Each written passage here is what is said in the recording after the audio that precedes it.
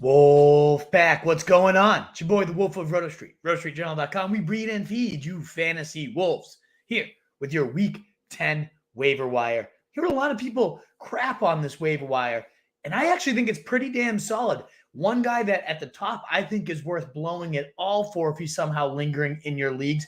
A handful of receivers that I genuinely think can be wide receiver threes or better, plus a few handful of handcuffs that are looking phenomenal if anything happened in front of them, plus gaining some standalone steam too. So a lot of names out there this week for your Week 10 waiver wire. Let's dig right on in, get into it so we can get to all of your questions. Get those on in now. Wolfpack live, 7 p.m. every Tuesday. A little late today. My apologies. Busy time at school end of quarter, but we are here. We're here for you to get those questions in. So please do the call-in if you want. See some questions already in there. Love it.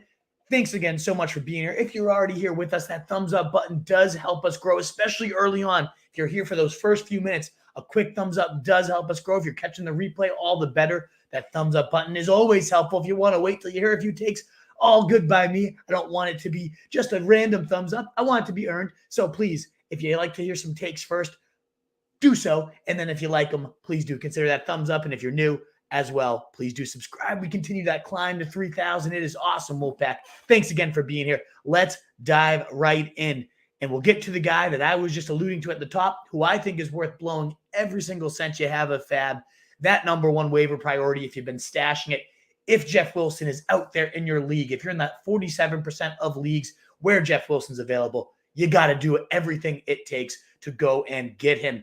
His first game in Miami after being traded, wasted no time in telling Raheem Mostert, I'm the captain now. Playing over 50% of the snaps, more snaps than Raheem Mostert. And why wouldn't he? When he dominated the work he got, 9 carries, 51 yards, compared to 9 carries and just 26 yards, nearly doubling up Raheem Mostert's stat line there. Both of them scored.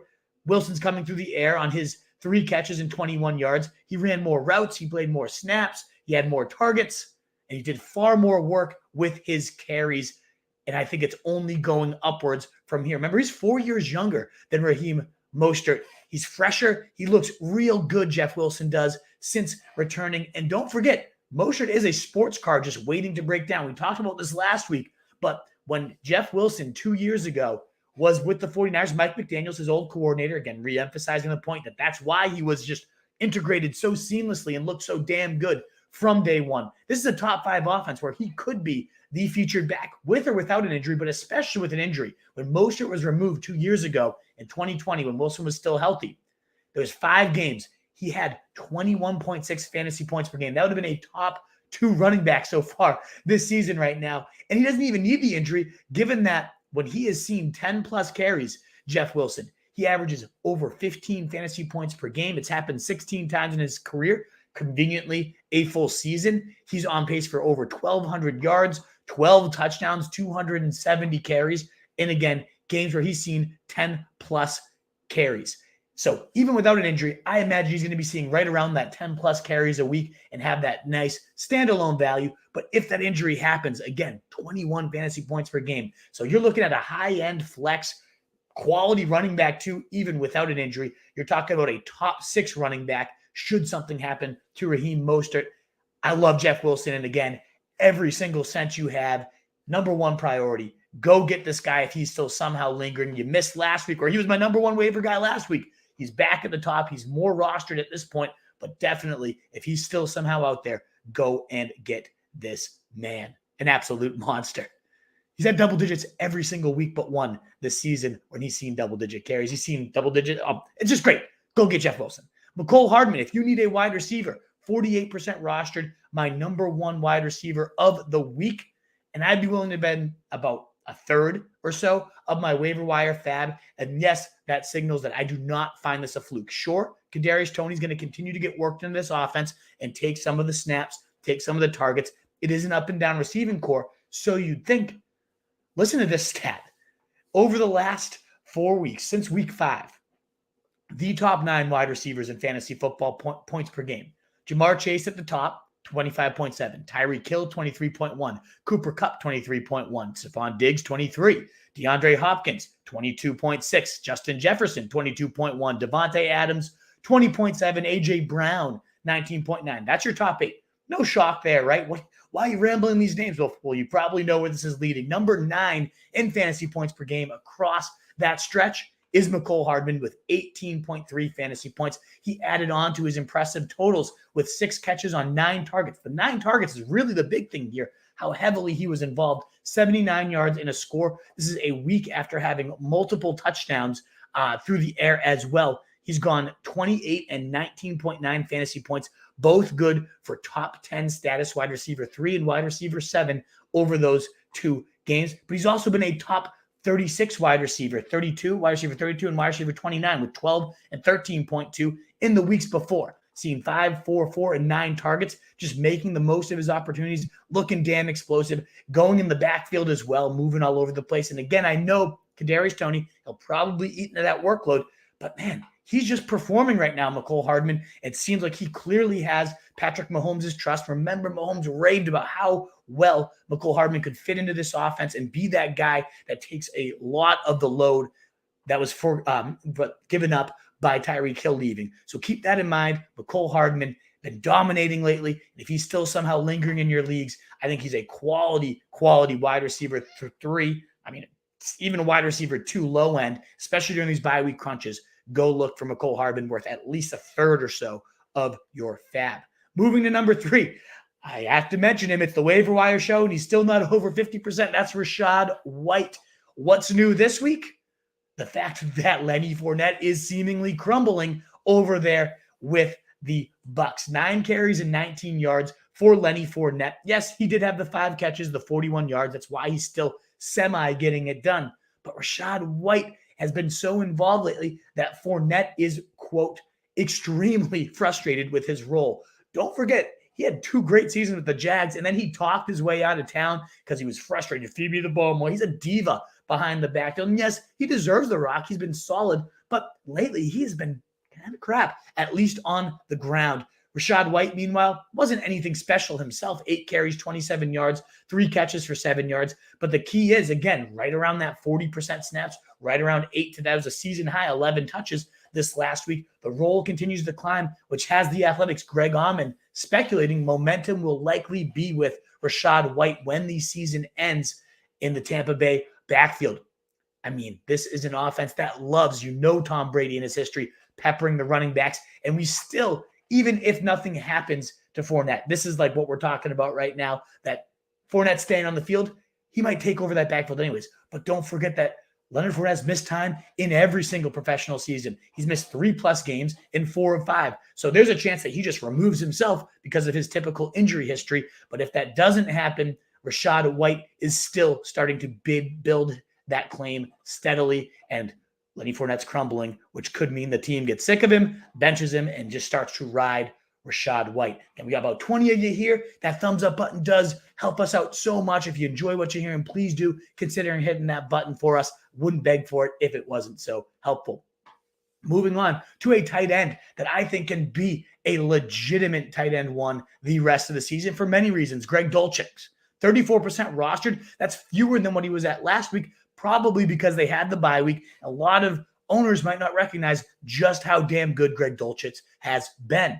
In fact, through his first 3 career games, only Aaron Hernandez and Randy McMichael have more yards than Greg Dulcich through 3 games. He has been a top 12 tight end every single game of his career so far as a rookie. And we know how hard it is for tight ends to translate as rookies. And he is just walking right in to 12.4, 11.1, and 12.7 fantasy points through his first 3 games. We've seen the snaps go up by the week. Most encouragingly, his last time on the field, 81.7%. He had a 75.8% route rate as well with those 5 targets, 4 catches, and 87 yards. He legitimately took over that drive. And what's really encouraging is the 114 air yards that last time out. It's not just dink and dunk and little design screens. He's going deep down the seams, and that's what he was hyped up about when he was coming out of UCLA there. So I'm there. Indeed, I would bid, if you need a tight end, and who doesn't need a tight end? A quarter of my budget here, 20 to 25% to get Greg Dulcich. Plus that hair, I mean, come on. Beautiful, beautiful stuff here. And even better, 5 of his next 8 matchups come against bottom 10 defenses versus the tight end, including 2 in the fantasy playoffs. So it's not going to stop. He walks right into a top 6 matchup versus Tennessee this week. Cake schedule. Beautiful stuff here for Greg Dulcich down the stretch. Now, this one's pure speculation and definitely more for the owners out there that are sitting at like 8-1. I mean, some of you 9-0. Up at the top of your leagues, you might have a little bit of a leash or deeper benches. Odell Beckham needs to be stashed immediately. 24% rostered. I think he is going to walk in and be a huge difference maker for your fantasy playoffs. Now, of course, you need to get there. So if you can't afford the bench space for him, I understand that. I have some receivers a little bit later that I'm more than happy to recommend over Odell if you need an immediate plug and play. But if you can be patient, I don't know that anybody on the waiver wire will drip with the upside of Odell Beckham. Jay Glazer reporting he will be ready and cleared by the end of this week. And he's firmly on the Cowboys' radar, according to Ian Rappaport, but also mentioned are the Bills, the Rams, the 49ers, all great offenses. Hopefully, the Green Bay Packers, who were desperately trading for wide receivers during the trade deadline. They tried so hard, but just couldn't. We get that report every year, right? Well, here you go. Here's a complete and utter number one receiver, although who knows if Odell would even want to go there. But let's just not forget how damn good this guy was. Dominant during the playoffs, but even before then, once he got traded to the Rams, he caught a touchdown in all but one game. 19, 10.8, 19.7, 1.7, that one dud, yeah, it sucked. 13.7, 16.9 were his game logs with the Rams. He was a wide receiver 1 in 2 of his 5 weeks, at top 24 in 3 of them, and he still had 10 or more points in all but 1 week, given that touchdown scoring. So he was looking damn good. He just seems like one of the type of guys that there's a next level of athlete that just can keep coming back. Last time he came back from the ACL, didn't look any worse for the wear. It is the second tear. Who knows? Again, pure speculation, but we know how elite Odell can be. He's been speculated to be interested with very good offenses that clearly need wide receiver 2s. I wouldn't be shocked at all for him to be a top 24 wide receiver for those last 3 weeks or so, just like he was last year. From the time he was at the Rams, he was a top 20 guy. Wouldn't be shocked at all to see that continue in 2022. At number 6, we're talking about potential stretch run difference makers. Alex Mattison, 44% rostered. Apparently people have forgotten just how valuable of a handcuff this guy is. He should be rostered universally, knowing that Dalvin Cook has never made it through a full season. He's missed 2+ games in every year, and dating back just to last year, 4 games missed for Dalvin Cook. In those 4 games, Alexander Mattison averaged 22.2 fantasy points per game, would have been the running back 2 with those totals. He was a top 10 running back with over 20 points in 3 of his 4 starts last year. Yes, it's a different offense, but I don't care. Mattison has looked great every time he's been in there. And so if something happens to Dalvin Cook, you have yourself an immediate plug and play running back 1 and top 5 running back at that. So whatever it takes, go get Alexander Mattison if you're sitting out here looking for your handcuffs. Now, Wolfpack, I have one more handcuff to go over, and that is Jaylen Warren. Now, who knows if it will even be a handcuff? Lots of speculation going on right now. Andrew Filipino of I don't even know, Pony Express is his Twitter handle, Pittsburgh beat writer. He speculates that Tomlin is benching Najee. He expects Jaylen Warren to be the workhorse on Sunday, and he gives Tomlin credit for doing so. Now, I don't expect that. I feel like this is just kind of speculation on this man's part, and it probably will not happen. The fact that it's even a slim possibility, though, that has to pique your interest. Never mind that Jeremy Fowler of ESPN, a much more credible source at least, says don't be surprised if Warren is featured more after the Week 9 bye. So clearly there's just some chatter coming out of the organization that they want to elevate Jaylen Warren's role regardless. And why wouldn't they? His last time out, he put up 75 yards on 9 touches, a season high for both. He had 50 yards on his 6 attempts compared to 32 yards on 8 attempts for Najee Harris, outgaining him on the ground on fewer attempts, also outgaining him through the air with 25 yards on 3 catches compared to the 26 yards on 6 catches that Najee Harris had. So far more efficient with his work, Jaylen Warren has been. That's been the trend all season. Najee looks like he's running in mud. It does seem like after playing the most snaps of the season last week, starting to trend to that 60-40 split anyways. What if it flips in his favor? What if something happens to Najee and they shut him down because of how shitty this season's going anyways? We could have a workhorse back, folks. We know that's the Tomlin way. So do check out Jaylen Warren, handcuff with extreme benefits that you definitely want to have on your radar. Now, before we get through the rest of my top 10 pickups, the defensive streamers that you guys crave, I do want to pump a new and up-and-coming app, couple Massachusetts boys, and I really, really like what this is. It's different than anything I've seen out there. It's called Bettle, Bettle. I am highly, highly encouraging every single one of you guys to check this out. It's in its very early phases, but still so much fun, and they're trying to get some people on there to play around, send them feedback. I think it's phenomenal. You think your team, a ton of you guys keep writing into me, right? Let's get in a league together. I want to face the Wolf. This is a way to do it without having to manage yet another league. We can face each other weekly. We can put bets on it. It can be for pride, whatever it might be. Check this app out. The link is in the description here. That's the way you get right to challenging me. How it works is you download the app. I've already done it. It syncs right to your Yahoo, ESPN, Sleeper, wherever you play. You upload your lineup. You get a free $25 if you sign up through our link or just download the app. It will be right in there for you because they want to, again, get users in there. And it is so fun. You swipe in matchups. You see other lineups you want to challenge. You decide how much you want to wager. And again, challenge me. That's the only person you want to challenge. That's fine. You'll have $25 in there. Choose how much you want to wager. I'm in. Let's go, Davey Prosciutto. Let's go, Tunes. All you guys out there, all my super fans chatting in. You guys are the best. I know a lot of you want to take your stabs at the Wolf here. Maybe you hate me and you want to face me. I don't care what your logic is. Check it out, though. Bettle is the app. Bettle.co is the website, but the link to challenge me will be in the description, or you can find me at Roto Street Wolf. Shoot me a quick DM, and I'm more than happy to play. Free $25 again if you sign up. Choose your competition, set the odds, and let's go. Check out Bettle today. Let me know if you download it too, because those guys are awesome. I'm really hoping to help them grow this app. It's so much fun. So check them out again, Bettle, with a link in the description. Check it out, Wolfpack. All righty. Moving back to our top 10 waiver wire pickups. I've talked about this guy multiple weeks in a row, almost like Rachaad White at this point.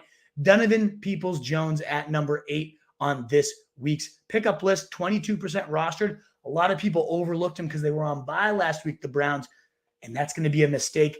Go out and get him ASAP. He's put up 11-plus fantasy points and 70-plus yards in 4 of his last 5 games. He has not dipped below 9 fantasy points in that span, and that's half PPR. This guy is getting it done with a nice, safe, high floor. Donovan Peoples-Jones. He still hasn't had that massive ceiling blow up, but a nice 9 through 12 points. Again, through 4 straight weeks, he's on the field for 79 or more percent of the snaps in every single game. More often, it's 85% or more, 90% in all, but 3 games it's looking like. This is beautiful. He's getting it done right now in a Brissett-led offense. Now, don't forget that in the preseason, the hype was pouring in from the organization about how Donovan Peoples-Jones and Deshaun Watson were linked up, synced up, as if they had brain connection, telepathy. They were talking about how he was the go-to guy, DPJ was, for Watson. Watson has always been among PFF's top-graded deep passers any given season. So he's already got this nice stable floor baked in, but we could be talking about a true league-winning wide receiver. I mean, he's got multiple 25-plus fantasy point days in his past, and that's playing with Baker Mayfield. So if he can do that with Baker, if he can just tilt an entire matchup, and he's already got a nice floor baked in, imagine what he can do in week 13 and beyond once we get Deshaun Watson. So you got some usability now, some huge upside later that he can continue to gain value with. I don't see what's not to love about DPJ. I don't know why he's not higher rostered, but prey upon that and go get this guy ASAP. And then 2 more receivers that I really love this week. One is Terrace Marshall, 6% rostered, so probably out there in your league. He has now officially become an every down receiver since Robbie Anderson departed. His route participation, according to Dwayne McFarland, 96, 95, and 97%. Target share, 14, 26, and 20%. Beautiful stuff there, especially over these last 2 weeks for Terrace Marshall, where he has been feasting since CMC got traded. 9 targets, 4 receptions, 87 yards. That's 12.7 PPR points. The wide receiver, 30, 6 targets, 3 catches, 53 yards. And then his first NFL touchdown, 14.3, a top 20 wide receiver 19 with that output. Great stuff coming right now from Terrace Marshall. And don't forget that this guy has a lovely top 10 schedule 4 wide receivers, including 2. He's got 5 of his next 9 matchups come against bottom 5 defenses. 5 of them. Bottom 5 defenses against wide receivers. 2 of those matchups are weeks 15 and 16, the kickoffs to your fantasy playoffs. If he continues to ascend, he might be one of those guys in every single lineup for your fantasy playoffs because the matchups will be good. He's a good talent that just really couldn't figure it out last year as a rookie, but maybe, just maybe, he's finally piecing it together. I really, really like Terrace Marshall. Last receiver that I want to mention is Michael Gallup. It's been a real disappointing season. Maybe I'm just locked into thinking this guy is better than he is. Maybe he just is not going to be fully healthy at all this year. I still believe in the Gallup that I know and love. 2019, when he was the wide receiver 2, was the wide receiver 18 in fantasy. This is a different offense. It's run heavier. It's slower paced. I'm not expecting a return to those Dak Kellen Moore days of the number 1 scoring offense, the number 2 in passing yards in every single season they've been together. I wish. It'd be lovely for fantasy. Probably not going to happen with the defense and running game playing so well. Still, though, it is wide open for targets behind CeeDee Lamb, and I think his role will continue to grow. We saw it last week where they started to really force feed him. 48 yards, 4 catches, 6 targets, all in the first half, and they kind of just bled the clock. They got up so big against Chicago, didn't need to continue to throw it, and he kind of fizzled out. The last time out, that was, again, after their bye, but Gallup got dropped by a ton of owners out there because of how underwhelming he's been. I am still buying this guy as a phenomenal talent. Remember, and probably a mistake on their part, but the Cowboys did choose Michael Gallup long-term over Amari Cooper. I think it was a boneheaded decision then. I still think it's a dumb decision, but they clearly loved the guy. They loved what he's been doing in the past. So unless they sign OBJ, they're very much rumored to be interested in one of the most connected teams. But if they do not sign him, I really think a stretch run upside for Michael Gallup to be a quality wide receiver 3 or more down your stretch runs. I do want to toss out a handful of honorable mentions before we get to your defensive streamers. And again, we got over 30 of you here. So greatly appreciate you getting your Tuesday insight here with me. I'm going to get to all those questions. Keep filling up that mailbag, Wolfpack. But if you don't mind, that thumbs up button does help us out so greatly. And if you're new here, your first timer, please do consider subscribing, helping us continue to grow as we approach that 3K. It would be awesome if you could be a big part of that. If you like what you're hearing, we're live 4 times a week, Tuesday, Thursday, and twice on Sunday to get all your fantasy football needs taken care of. So please do consider joining us here. And all our content can be found at rotostreetjournal.com. My rankings, articles, all that good stuff. Let's dive into these honorable mentions, though. Deshaun Watson. It's time, folks. If you have not picked him up to stash, now is the time. He has finished as the QB6, 23.1, QB2, 21.4, QB5, 20.7, and QB1, 24.1 through his 4 career seasons. Those are points per game, of course, what I was referencing. Monster. Again, over 20 points in every single season of his career in points per game, top 6 or above every single season of his career. He's coming back in week 13 against his Texans, and his playoff schedule is 2 beautiful matchups and 1 meh matchup, like not even a bad, scary one. One's against Baltimore, a horrendous pass defense. One's against Washington, even worse of a pass defense. This guy could be a stretch run hero for you folks. Granted, my whole game plan was I'm going to have Justin Fields be my bridge to Deshaun Watson. I don't need to really go to Watson at this point. I don't think Justin Fields is looking like a complete and utter league winner. Remember, we talked about him for 3 straight weeks on this show. Hopefully by now you have him. He's my guy. I am so pumped with what I saw. But if you missed out on him and you have some QB woes and you can wait it out till, you obviously have to stream Goff or whoever it might take to get there. But by week 13, I'm telling you, Deshaun Watson could be winning leagues. Other honorable mentions, Chuba Hubbard. He was inactive this last week with the ankle injury, but seems like he's close to returning. He's only rostered in 34% of leagues. Remember, he was playing ahead of Donta Foreman, had over 60% of the snaps and carries, also most of the passing down work. And that's the big thing. We saw Donta Foreman get completely and utterly game flowed. Had a 31-point day 2 weeks ago. And then when the Panthers got down huge early, which I think is the more likely scenario than them getting up big and pounding the rock with Foreman, they completely took him out there. It was Blackshear, whoever their third down back is. I think a creature named Brown was sneaking in there for some snaps. Yeah, Spencer Brown. Ugh. Those snaps will go to Chuba Hubbard when he returns. So less susceptible to the game flow, already was their preferred starter on the team. I do think Foreman will probably be the early down lead here, but Chuba Hubbard, any running back that's going to see meaningful work, has a place on fantasy rosters. So check him out if you're looking for a stream against Atlanta this week. As early as this week, I know a lot of people are desperate for running backs. He could be a great one. If you're desperate for a tight end, I got 2 for you here. Cade Otton would be my preferred one. Had 5 catches on 6 targets, 68 yards, and that game-winning score for Tom Brady, just again emphasizing how much Brady trusts this rookie tight end when the situation gets tight. And in Munich, Germany, Cade Otton gets the best tight end matchup you could possibly ask for. The Seattle Seahawks giving up the most fantasy points to the tight end position. I think he is in a great streaming spot. He'll be among my top 12 tight ends this week.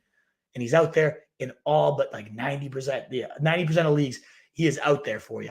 Noah Fant also out there in 90% of leagues. He's looking every bit as freakishly athletic as we know he is. But the big thing is he's starting to get used more with 6+ targets in 2 of his last 3 weeks. This week, he goes 5 for 96.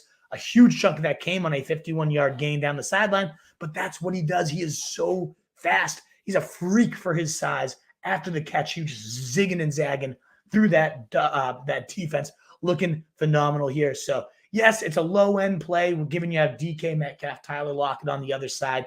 Big mouths to feed around him. But I do think Noah Fant and his athleticism could start to shine. And the last guy I wanted to mention was Isaiah Spiller. We talked about handcuffs and handcuffs upside. He played more snaps this week than Sony Michel. It seems like he has clearly taken over the number 2 role here with the Chargers. And God forbid anything happens to Eckler. I'm praying it never does. And Eckler in so many leagues right now, and he is a godsend. I absolutely love him.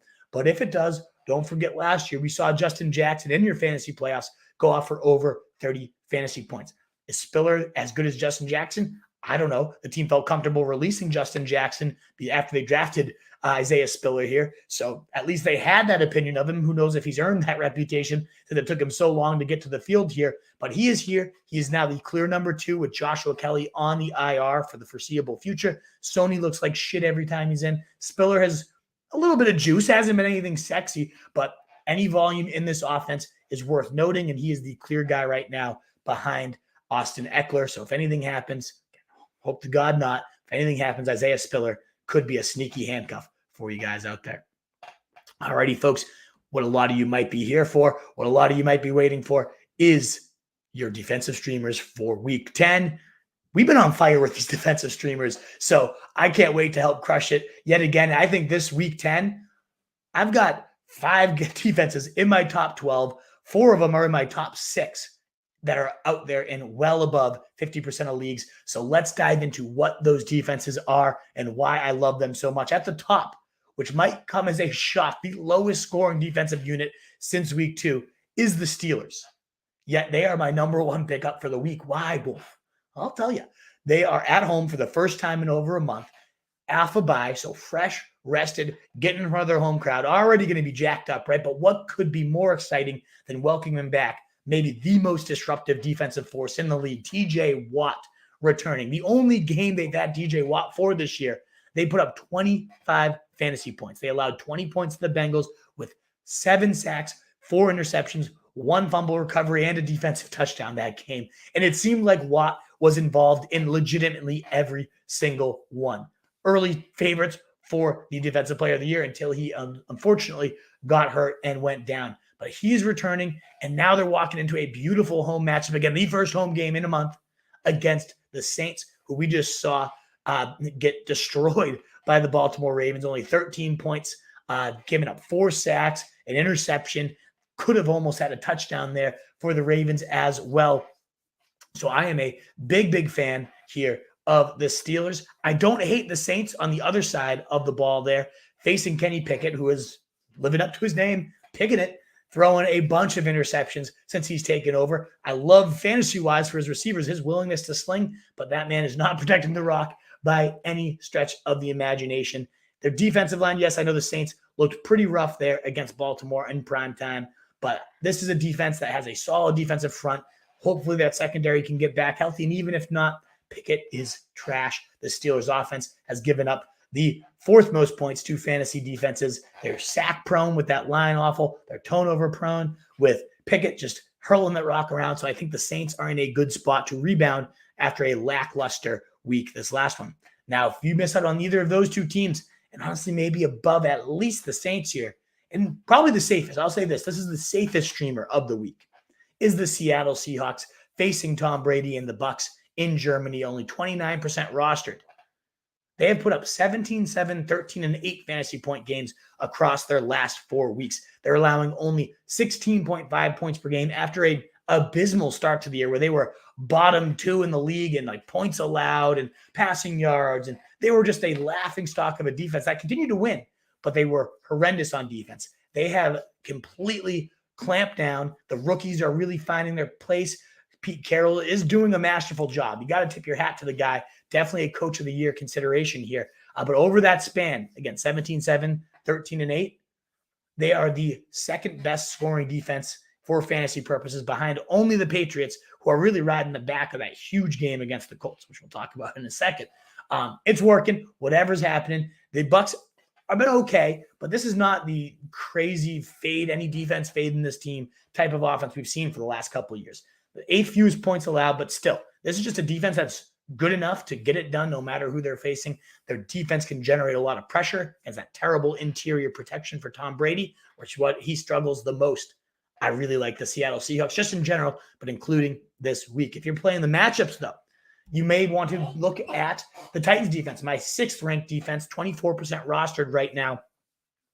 They've been pretty damn good anyways, not even factoring the matchup. They just held the Chiefs to 20 points, making it 5 straight weeks where they've held teams to 20 or fewer points.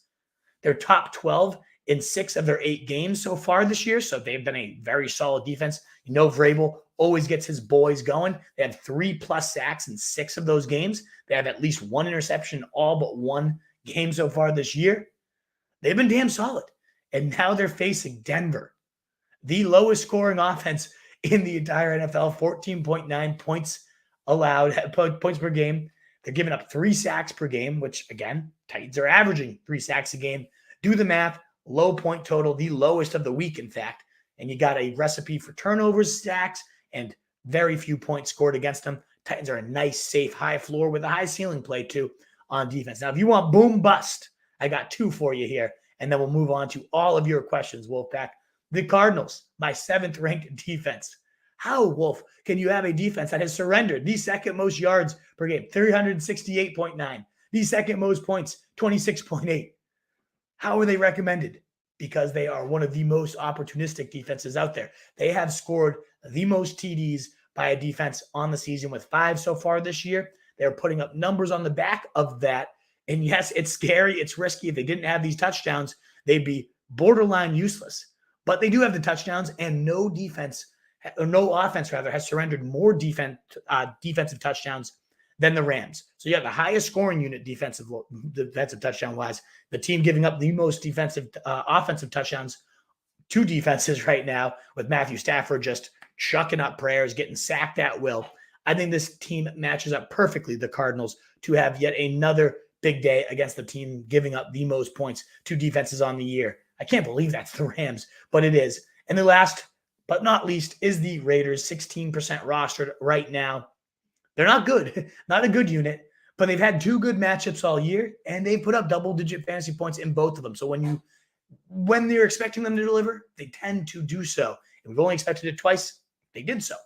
Why would we expect them this week? Because they're facing the Colts, led by Sam Ehlinger, who's already been confirmed as the starter. They are 0-2 right now, the Colts, in Sam Ehlinger starts. They're averaging 9.5 points per game. They've allowed 11 sacks, including 9 sacks last week. And if there's one thing that the Raiders defense really does well, it's sacks. Max Crosby, Chandler Jones, like this is a team that can get after the passer.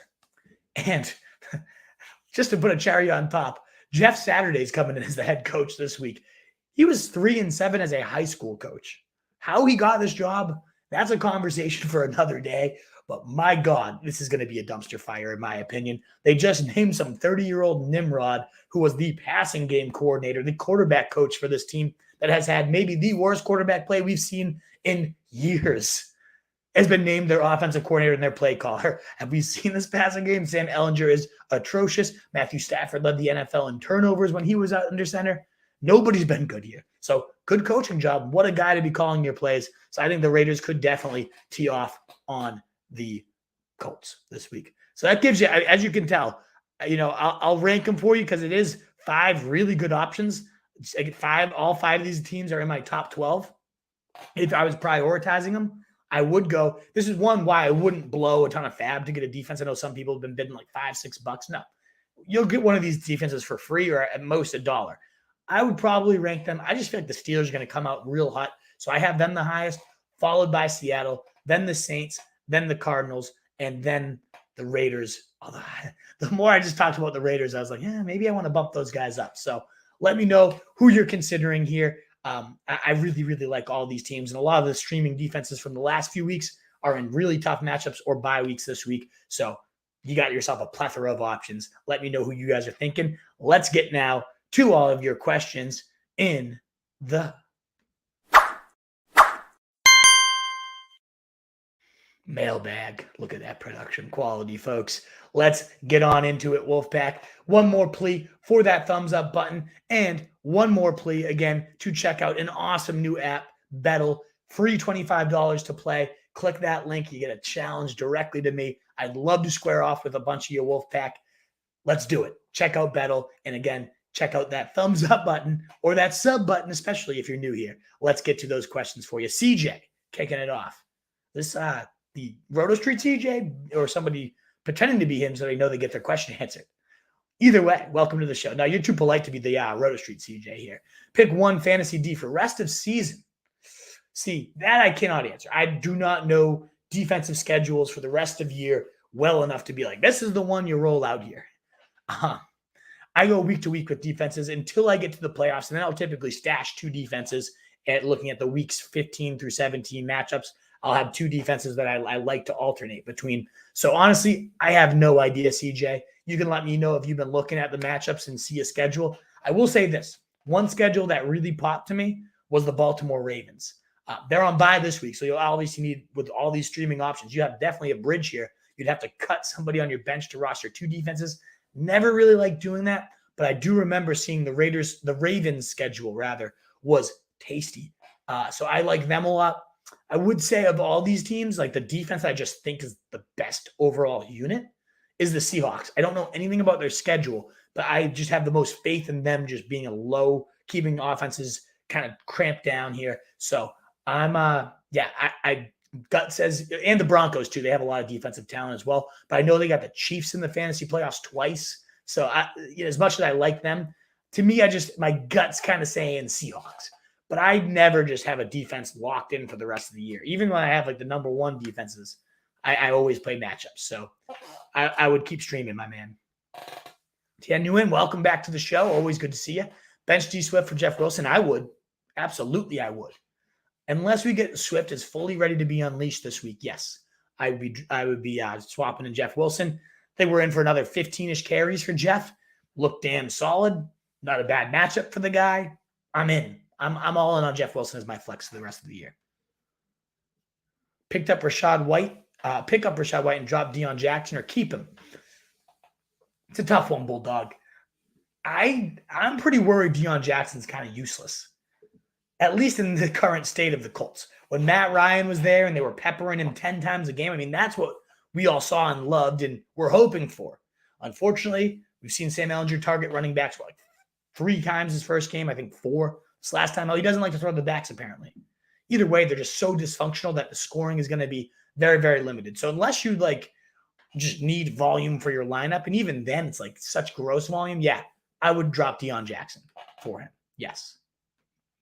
My man Ben, what's going on? Everybody can thank Ben. If you have Joe Mixon out there, just give Ben a quick clap because he traded him away and Mixon decided to finally show up. Oh, and it was on you too.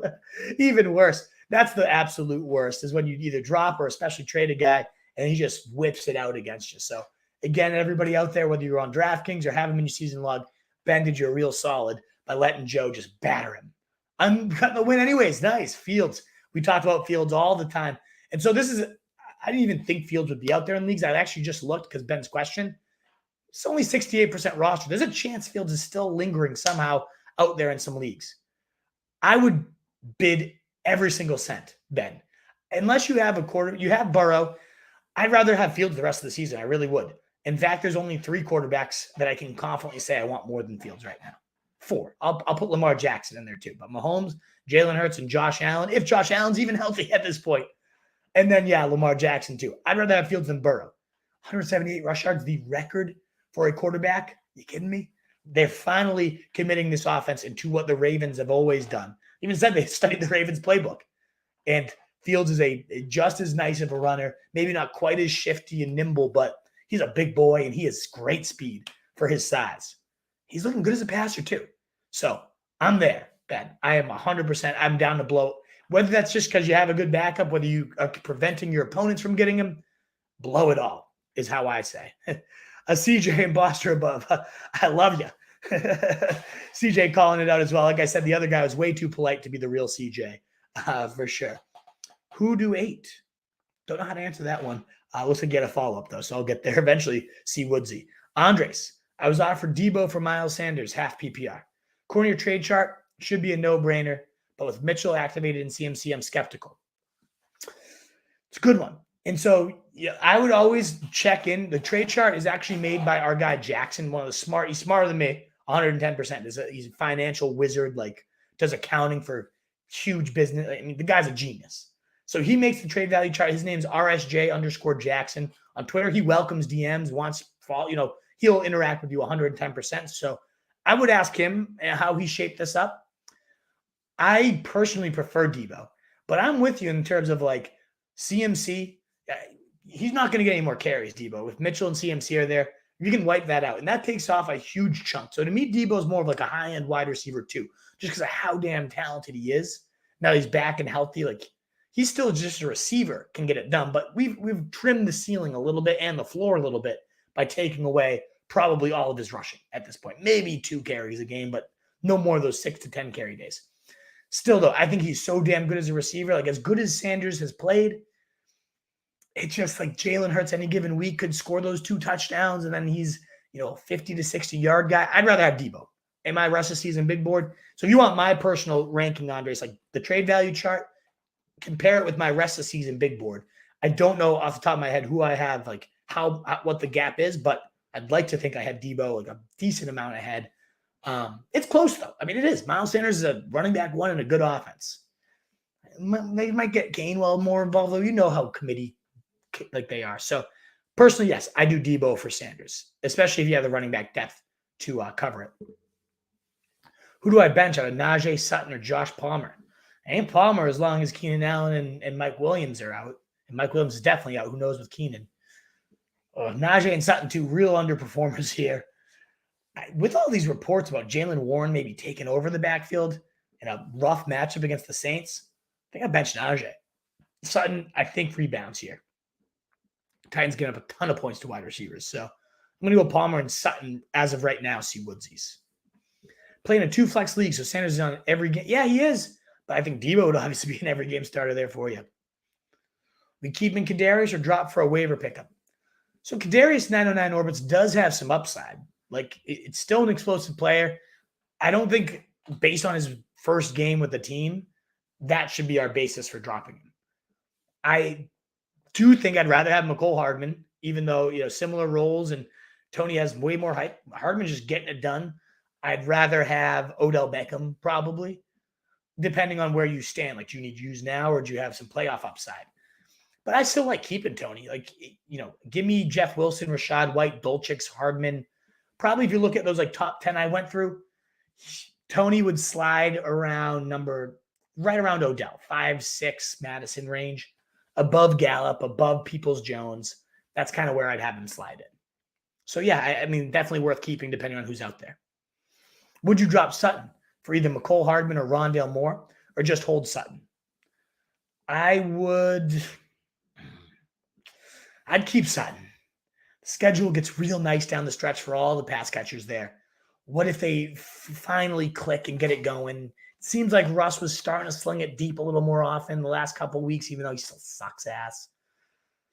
Definitely not Rondale Moore. What I'm considering is like, does Hardman keep this going? To me, though, I can't drop Sutton from Mecole. I can't. Just because Tony might take that role over too. I think I hold Sutton here. It's not impossible, though, honestly. Trust your gut here, Robert, but I'm holding Sutton personally there. And I can't drop Pickens with the, Claypool gone. Devonta Smith is tough to drop too. Even though I think I'd rather have Sutton over either of those guys too. But yeah, I'm keeping it up. And no, you're not dropping Amon-Ra. No way. My RBs are my man Denny Jennings, Mixon, CPAT, Carter, Algier, Rachaad White, and Kyren Williams. Yeah, you pick up Wilson. Kyren Williams. Denny, did you not tune in? You're here every week. I told everybody last week, enough Kyren Williams, get yourself Jeff Wilson. 110%. Why?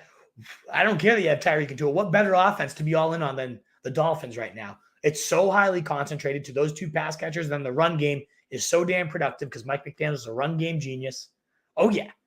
110%. You could drop any of these running backs other than CPAT and Mixon for Jeff Wilson. I have Jeff Wilson above every single one of them, but especially Kyren Williams. Now Akers is back, and it's just already been such a hideous game. I don't really expect Kyren to be anything. Oh, yeah. I wish I'd dropped him last week, Kyren Williams, for Jeff Wilson, but hopefully he can still pull it off this week for sure. Well, bet we got 40 of you here. Love it. Awesome.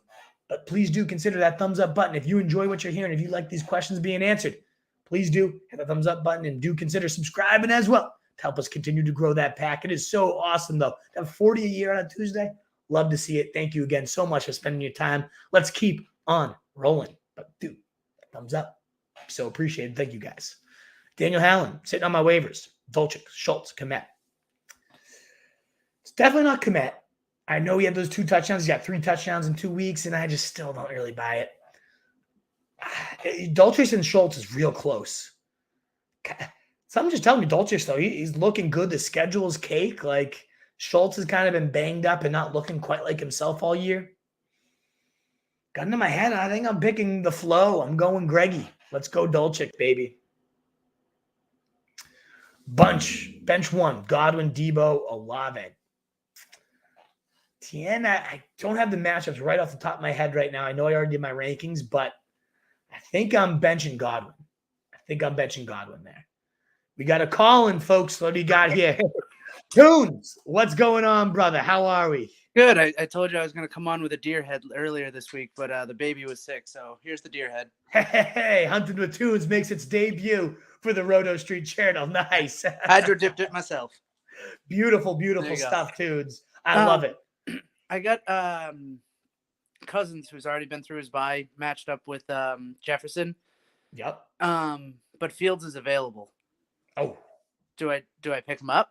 Yes. Yeah. I don't know that you have to drop Cousins to pick him up, because No. I do like, as you said, stacking them, and you'll have the week 14 bye with Fields. But rest of season wise, like I said, maybe 4 quarterbacks right now ahead of Fields. You saw that upside. I mean, 178 rushing yards from a quarterback is pure insanity and cheat codes. So yeah. I was getting pissed at myself for having him in Dynasty, and now I'm really, really happy. You should be. I mean, this is looking like a steal for the future, for sure. So oh yeah, good stuff, Tunes. Absolutely go out and do whatever it takes to go get Fields. Absolutely. Right. Thank you. Cheers. Like, next time we need just full out in the field hunting is what we really want. We want the live action for Tunes. I'm going Friday and Saturday. Hopefully it's fruitful for you, brother. Cheers. Right, Thanks for calling in. All righty, folks. Where we left off on Gato VCA. Sorry, Zaim. I don't know exactly what that means, but I'm looking out for your question, so please do get it on in. Would you consider dropping Gabe Davis for Hardman? I wouldn't, Daniel. I don't know what it is at this point. I will say I've taken Gabe off the you start him, stop asking about it list. You have to at this point, right? But, man, like, you drop him and he's going to have 30 against you. So if nothing else, you're keeping that blow up from happening against you. I still believe in the guy. I still think there's plenty more huge games in store here.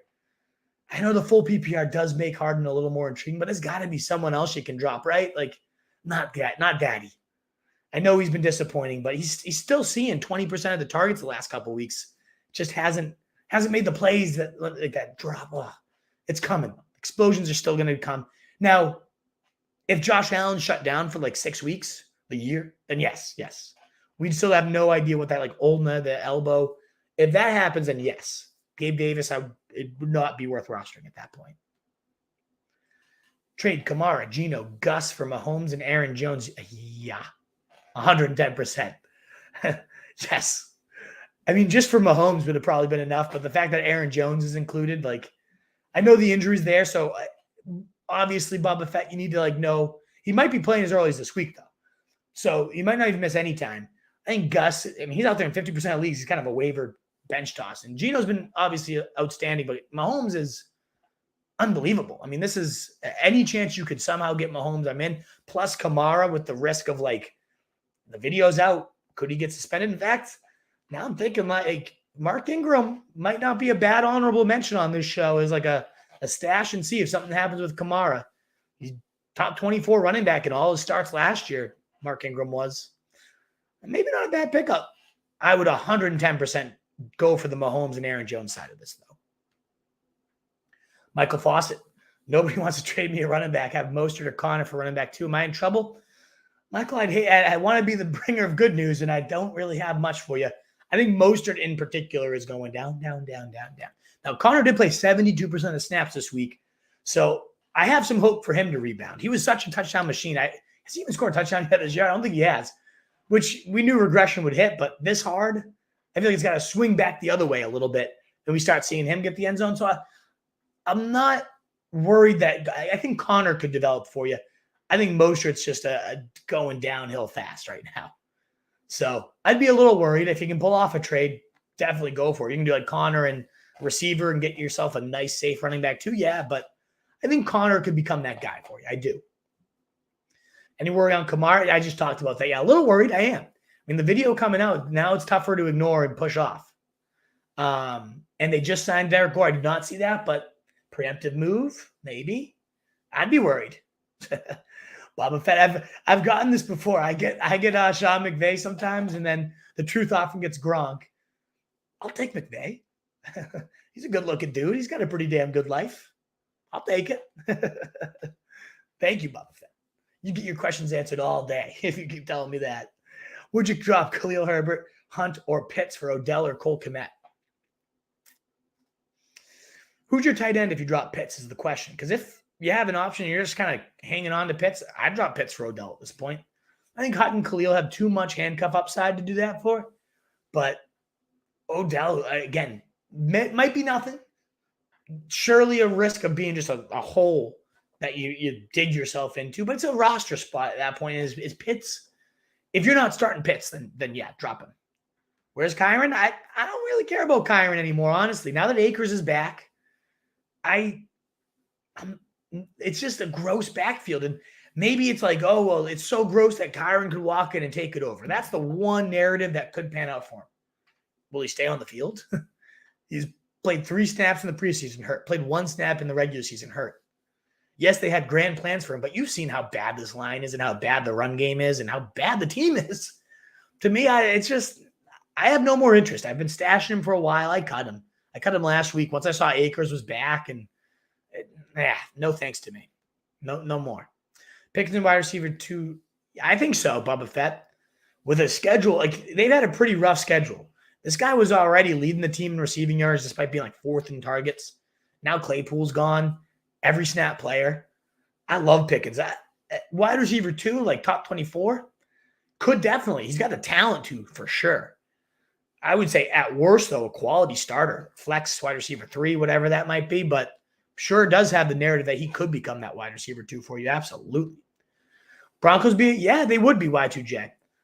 They were right around the 50% threshold, so I didn't put him in. But yeah, I mean, they're allowing, I think, the second fewest points right now in the league. And Tennessee's not some juggernaut, especially if Malik Willis is behind center.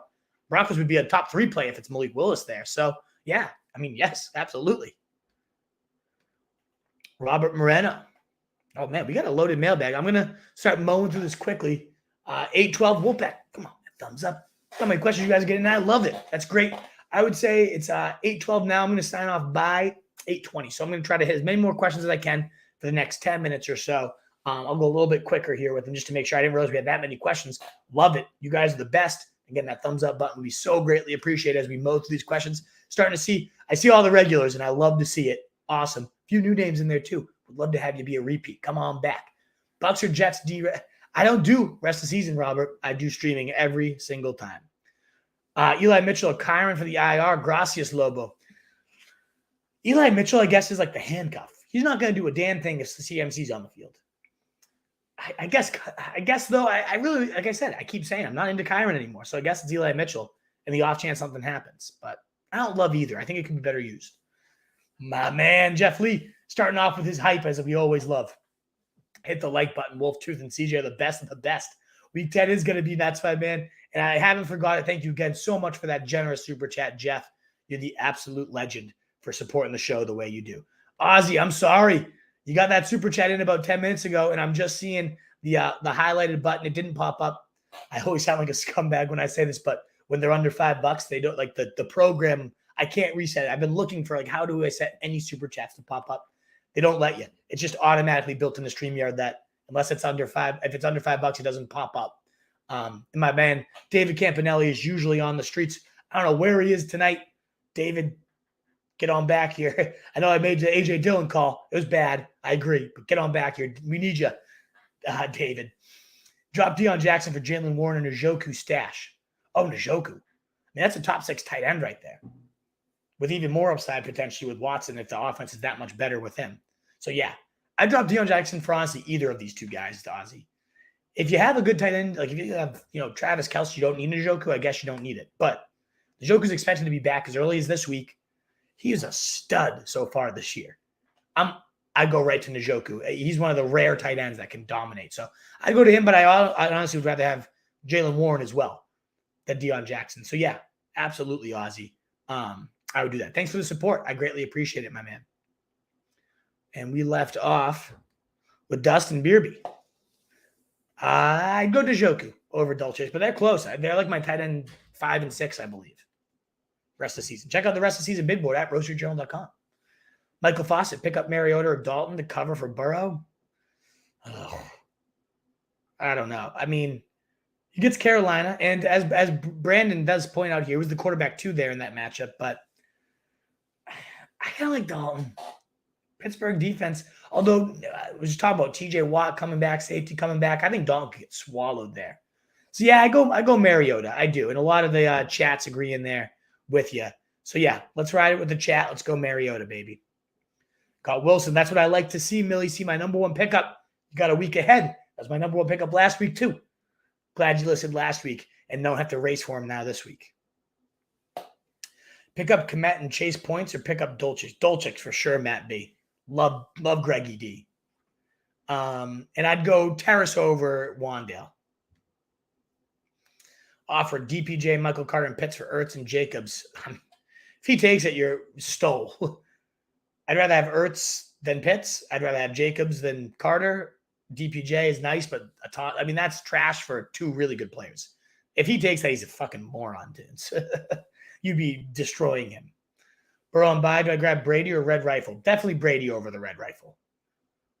Definitely. I know Brady's been rough this year, but come on. Ertz or Schultz? Ertz always. He's just so steady. Dak or Watson rest of the season after week 12? Let's see how Dak looks these next 2 weeks, but this isn't Dak of a couple of years ago. This isn't the Cowboys offense of 2 years ago. 2 years ago. What am I saying? The defense is so damn good right now. The run game is really solid. They're playing a different style of ball, and it's really capping Dak's ceiling right now. So I'm leaning Watson after week 12. Who knows, though? So much is up in the air. How does Dak look these next couple weeks? Is Watson even going to be good? It's been a whole year and a half since we've seen him. So who knows? I know you called in for this one, Tunes. I would drop your kicker. Absolutely. Get me through the night shift. My man from across the pond. It was great to meet you this weekend, Frazier. Meet you virtually, at least. Let's get through this night shift, baby. Gabe Davis or Keenan Allen if he's playing. Probably Daddy, assuming Josh Allen's playing. Then all bets are off. I think we worry about making a Keenan Allen set start when we see him cleared. I don't know that we will the rest of the year, to be honest. Dillon or Pickens in standard scoring? Unless Aaron Jones is out, I'm going Pickens. I'm down with Dillon. You can't get it done against Detroit. I don't want nothing to do with you. Get out of here, Dillon. Not going to drop him yet, but if something comes up, is Edwards cut worthy? I want to hold. Drake has looked really good. And Dobbins is going to be out for a little while. I'm holding Edwards where I have him unless it's like really juicy. I can't wait. But like Jeff Wilson, I'd rather have than Gus Edwards, for example. But I'm holding Gus in most cases, Ben. Mattison, I drop him for, though. Wilson dropped on Sunday. My league doesn't let you pick up a player when they're dropped on Sunday. Oh, okay. Gotcha. Yeah, go get Wilson, my man. Denny, love it.